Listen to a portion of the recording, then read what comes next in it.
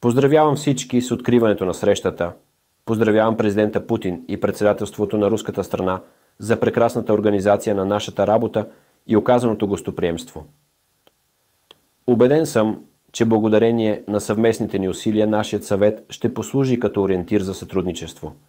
Днес светът навлиза в нов период на стабилност и трансформация.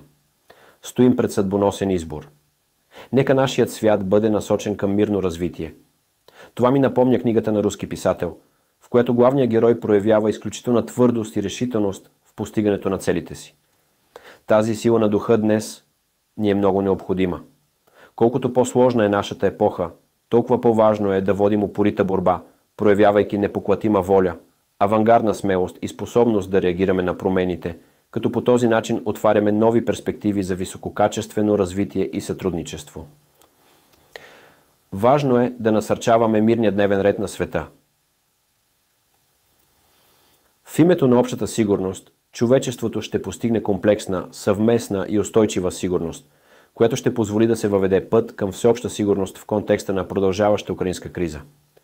Китай, Бразилия и други страни от БРИКС формират група приятели на мира, насочена към обединение на големите сили в света.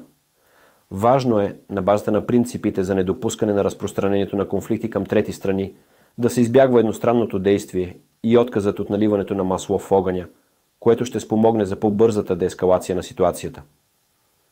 В същото време, постоянното влошаване на хуманитарната криза и началото на нова война в Ливан напомнят за продължаваща ескалация на конфликтите между съответните страни. Важно е възможно най-скоро да се постигне прекратяване на огъня и спиране на убийствата, като се полагат непрестанни усилия за пълно, справедливо и последователно уреждане на палестинския въпрос. Важно е да се насърчава иновативната посока на развитие, като стимулираме висококачественото развитие. Наистина се развива нова научно-техническата революция, което изисква от нас да вървим в крак с времето и да култивираме производителните сили в ново качество. Наскоро в Китай беше създаден Центърът на БРИКС за сътрудничество в сферата на развитието на технологии и изкуствения интелект. Готови сме с всички страни да задълбочим иновативното сътрудничество, разкривайки потенциала на изкуствения интелект.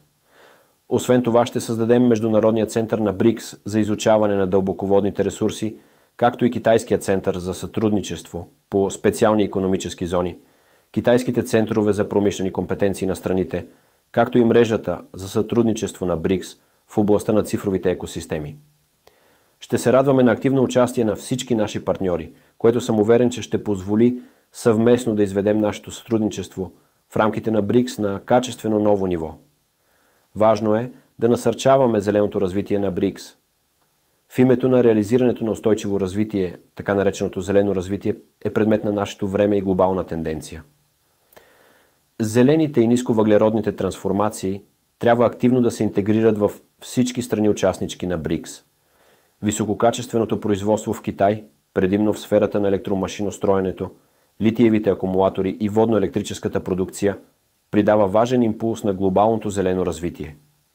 Използвайки своите предимства, китайската страна е готова да разширява сътрудничеството в области като зелена индустрия, екоенергия с цел озеленяване на индустриалната верига, укрепване на зелено сътрудничество и подобряване качеството на нашето развитие. Важно е да насърчаваме справедливото развитие на всички.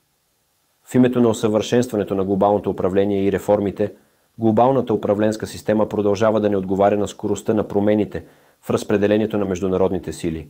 Затова трябва да се придържаме към принципа на истински мултилатерализъм и концепцията за съвместно обсъждане, съвместно изграждане и съвместно използване на реформите в глобалната управленска система, базирани на равенство, справедливост, откритост и инклюзивност, за да повишим представителността и правото на глас на страните от глобалния югоизток. Уважаеми колеги, в новата ситуация актуалността на реформата на международната финансова система само ще нараства. В тази връзка, държавите членки на БРИКС трябва да играят водеща роля в задълбочаването на финансово-икономическото сътрудничество и развитието на финансовата инфраструктура на високо ниво, за да се засили финансовата сигурност.